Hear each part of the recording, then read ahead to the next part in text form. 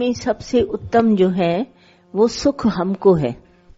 क्या खत्म होता है क्या नहीं ये मैं ध्यान कभी नहीं देती।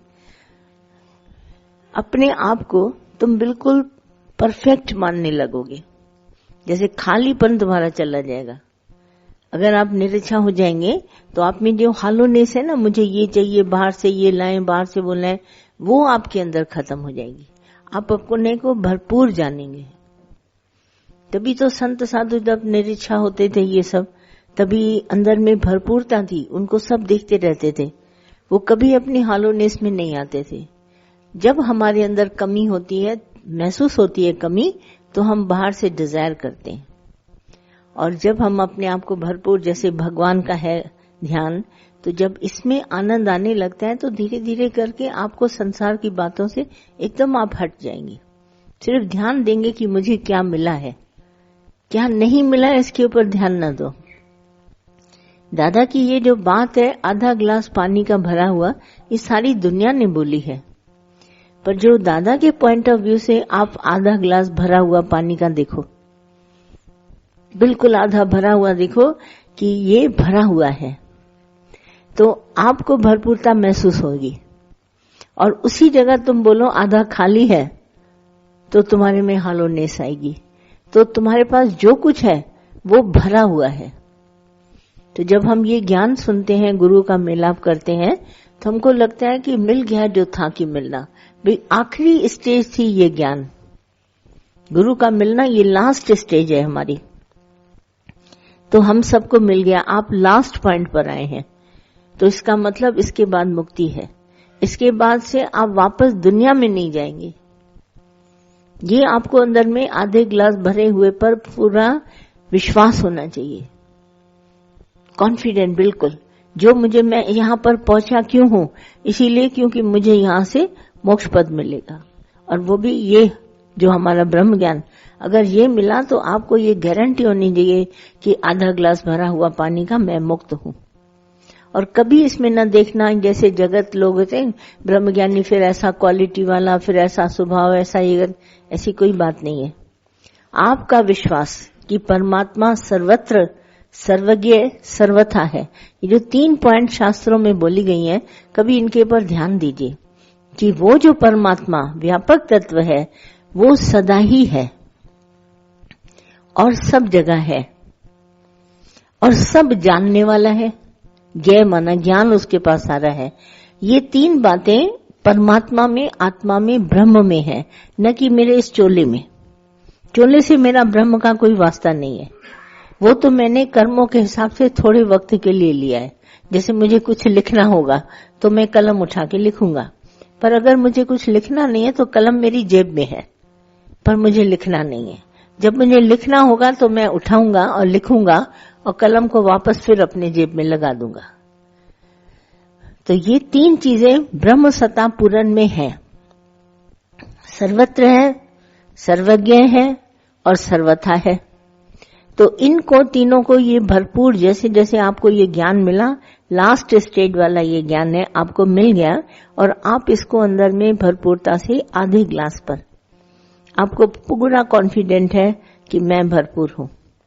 आत्मा करके देह कर्म काट रही है, देह बिल्कुल आत्मा से ऐसे जुदा है जैसे ये मेरे 2 हाथ, एक कर्म काट रहा है अपना, एक अपना निश्चय में खड़ा है। तो ब्रह्म निश्चय और ये निश्चय विश्वास अंदर पड़ा है, सभी के अंदर है। और वो जगाने वाला आता है गुरु, कि दर्द आप बताते हैं मुझे दर्द कहाँ है, डॉक्टर उसी जगह ऑपरेशन करेगा। पूरी बॉडी दर्द से खाली है, मगर एक जगह पर दर्द है, तो उस जगह पर ऑपरेशन होगा। तो जैसे ही गुरु ऑपरेट करता है उस बात को, हम आखिरी में यहां पहुंच गए और हमारा आधा ग्लास पानी का भरा हुआ ये विश्वास जगा देता है। उस बटन पे हाथ लगाता है जहां से मेरे को पूर्ण रोशनी आए, वो चाहे एक छेद हो, चाहे बड़ा सा आसमान खुला हो, पर रोशनी मैंने देख ली।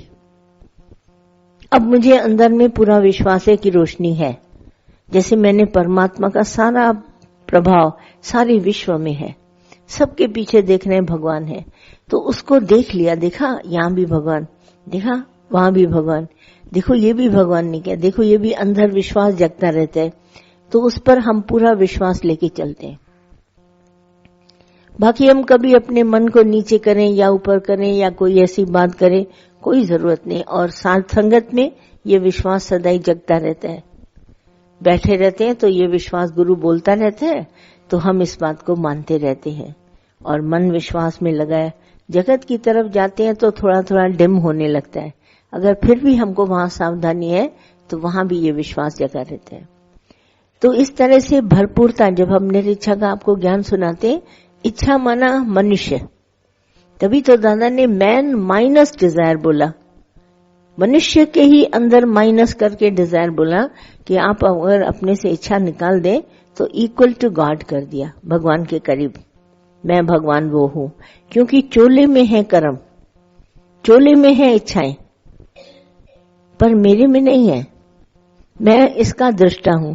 जैसे मेरे पास हाथ में एक बैग हो, मुझे मालूम है मैंने इस बैग में क्या डाला है, और दृष्टा होकर के चल रहा हूं, बैग मेरे हाथ में है, मैं चलता जा रहा हूं, मुझे मालूम है मेरे पास इस झोले में क्या है।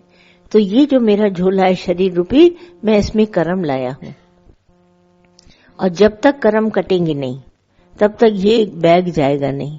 और इसका मैं साक्षी दृष्टा होकर चल रहा हूं, मेरे पास झोला है, मैं शरीर के साथ कर्म लाया हूं, जब तक मेरे कर्म कटेंगे नहीं तब तक मैं जाऊंगा नहीं।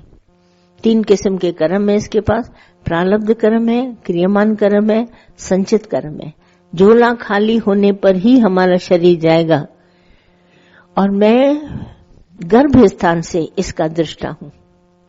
मैं देख रहा था ये मेरा चोला बन रहा है, और जब ये आ गया, मैं पैदा हो गया, सारी दुनिया ने हंसा हम पर, मैं रोया, मैं सब देख रहा हूं। बचपन से एक एक बात गर्भस्थान से देख रहा हूं, और आज दिन तक देख रहा हूं।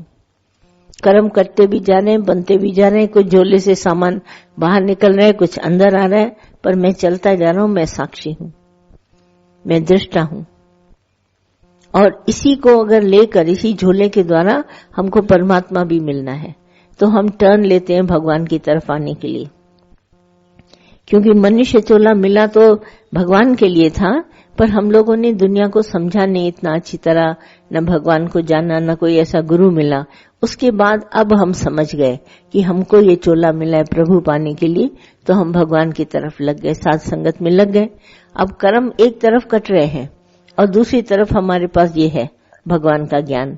तो इस ज्ञान से हम चलते जा रहे हैं। अब हमारा ध्यान भगवान की तरफ है, क्योंकि इच्छा होगी तो जगत की तरफ जाएगा, जगत में अट्रैक्शन है डिजायर से। अगर निरीच्छा है तो भगवान की तरफ ध्यान है, तो भगवान की तरफ ध्यान रखने से ये हमारे को उत्तम गति को प्राप्त करेंगे। तो ऐसा करते करते हम चलते हैं। और फिर इसमें जब हम परमात्मा की तरफ चलते हैं, तो हमारे को गुरु नानक साहब ने पहले लिखा कि प्रभ के सिमरन दुख तो आता ही नहीं है नेड़े, पर दुख न संतापे। दुख है पर संताप नहीं है। जैसे मैंने आपको कल बोला दादा की बात को, कि आपके पास कष्ट आएंगे मगर दर्द नहीं होगा। तो ये बात गुरु नानक साहब ने पहले ही लिख दिया। प्रभु के सिमरन दुख तुमको संताप नहीं करेगा, कष्ट होंगे पर संताप नहीं होगा। संताप माना दर्द, आपको दर्द कभी नहीं महसूस होगा। खड़े हैं आपके पास दुख, दुनिया देख रही है, अरे इसका भी पैसा लुट गया, इसके घर में भी आग लग गई, इसका भी बेटा चला गया, इसका मर भी गया कोई, सारी दुनिया देख रही, तुम भी देख रहा है, मन से ख्यालों में है भाई ऐसा ऐसा था, ऐसा हो गया, पर आपको संताप नहीं होगा। तो जो प्रभु का सिमरन है, प्रभु का ज्ञान है और इधर सत्संग है, ये हमारे को बड़ा बल देता है। हमारे पास कष्ट है मगर दर्द नहीं है। इसीलिए क्योंकि हमने पहले ही से दादा का हमारा जो ज्ञान है, दादा ने बोला शरीर छोड़ने से पहले जिसको ज्ञान मिल गया, प्री प्रिपेयर्ड हमेशा सिखाते थे कि पहले तैयार हो जाओ, बाद में तुम नहीं अंदर में एंड टाइम पर सोचना, पहले से प्रिपेयर्ड हो जाओ हर बात के लिए। जैसे दुख तो कोई भी आता है उसके लिए पहले प्रिपेयर्ड हो जाओ, तो हर बात के लिए हमको पहले सिखाया। तो ये ज्ञान मैंने दुख आने से पहले ले लिया, बिफोर। तो पहले मैंने ले लिया, अब दुख आएगा पर संताप नहीं होगा। अब देखिए जिन्होंने पहले ज्ञान सुना है और उसके बाद उनको घर का कोई कष्ट आता है, उनको बिल्कुल दुख संताप नहीं करता। कष्ट आए, कर्म का फल आया, मगर संताप नहीं करेगा। अंदर में आपको लगेगा नहीं, कोई भी आप अंदर में दर्द महसूस नहीं करेंगे। तो ये ज्ञान हमारा prevention is better than cure. हम बाद में उसको संभालें, इसलिए से हम पहले ही से ये ज्ञान ले लेते हैं। जैसे आग बुझाने से लगने से पहले हमने तैयारी कर ली आग बुझाने की। बड़ी बड़ी देखिए बिल्डिंग बनती है, वहां पर आजकल ये सिस्टम है, जब तक आग बुझाने का राइट तरीके से मेथड नहीं होता उसको सैंक्शन नहीं मिलती है, कुछ नहीं। उसको बिल्डिंग को कहते हैं, बोला पहले आप दिखाइए कि आपकी बिल्डिंग में आग लगेगी, आपका सिस्टम पूरा फिट है, तो हम आपको परमिशन देंगे, वरना नहीं देते। तो हर चीज बिफोर है, पहले। तो पहले हमारा जो है ये ज्ञान हमारे पास है, तो अब हमारे पास कष्ट भले कर्म के कितने भी आए पर हमारे को दर्द महसूस नहीं होगा। ये अंदर में बात देखिए, अब मैं दर्द में नहीं हूं। तभी सब लोग आश्चर्य करते हैं, इतना